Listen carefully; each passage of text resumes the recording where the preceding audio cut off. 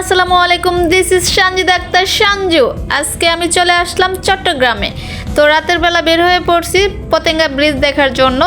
রাতের বেলা রাস্তা পার হতে বেশ ভয়ই লাগছিল আমার, তারপরেও ধীরে ধীরে আমি রাস্তা পার হয়ে গেলাম। রাতের বেলায় ধীরে ধীরে হাঁটতে হাঁটতে অবশেষে চলে আসলাম বঙ্গবন্ধু টানেলের কাছে।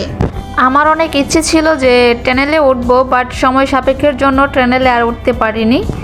তাই আমরা সোজা চলে গেছি পতেঙ্গা নদীর পাড়ে। ফাইনালি অনেক হাঁটাহাঁটির পর অবশেষে চলে আসলাম পতেঙ্গা নদীর ধারে।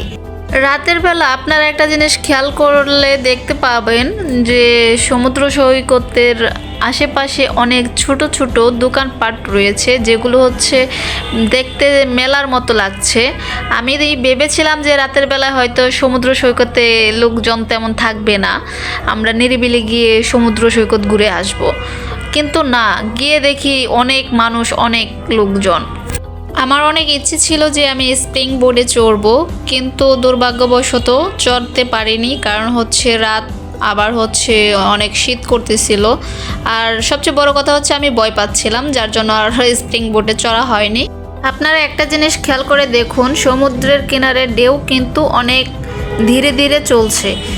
শুনেছি যে রাত যত গভীর হয় সমুদ্রের ঢেউ নাকি তত উত্তাল বেগে ভারে। আমার বিশ্বাস হচ্ছিল না, পরে কিছুক্ষণ পর আমি দেখতে পেলাম যে হ্যাঁ সত্যিই তো, যে সমুদ্রের ঢেউ আস্তে আস্তে অনেক প্রভাবিত হচ্ছে, এবং আমি সেটা দেখতেও পেলাম যে সমুদ্রের ঢেউ কীভাবে রাতের বেলায় গভীর রাতে অনেক অনেক উপরে আসছে এবং পানিও ভারতেছে। সমুদ্রের ঢেউ দেখা শেষ, এখন আমরা চলে যাচ্ছি সমুদ্রের উপরে কিনারে, যেখানে মেলার মতো বসছে। আমরা সমুদ্রের দেখি যে সমুদ্রের পাড়ে কি কি বিক্রি করে। আমরা তো আর সবসময় সেখানে যাই না, আমরা সেদিকে অভ্যস্তও না। সেখানে শুনেছি যে শামুকের অনেক কিছু পাওয়া যায়, তাই আমরা হচ্ছে খুঁজতে এদিকে আবার হাঁটতে চলে আসলাম।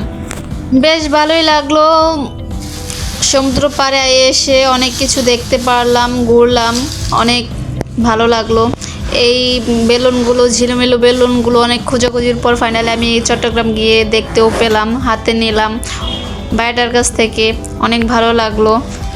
সো ফাইনালি অনেক ঘোরাঘুরির পর পতেঙ্গার ঐতিহ্যবাহী জালমুড়ির দোকানে চলে এসেছি। তো জালমুড়ি মামা দিল, তাও আবার হচ্ছে রাঙা মরিচ দিয়ে, আবার হচ্ছে আচার দিয়ে।